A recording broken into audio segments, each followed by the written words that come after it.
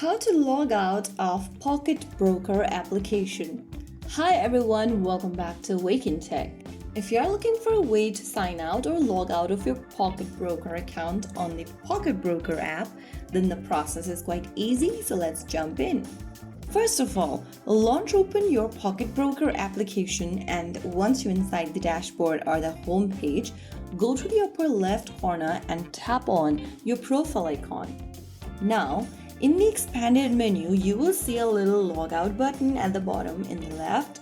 Before logging out of your account, make sure that you remember your credentials, like how you've signed up or logged into Pocket Broker. And if you know your credential, you can sign out and log in anytime you want in the future. Simply click the logout button and you'll be redirected to the main homepage of Pocket Broker. Especially if you are using a public or a shared device, you would really want to log out of your account so that you can keep your account secure.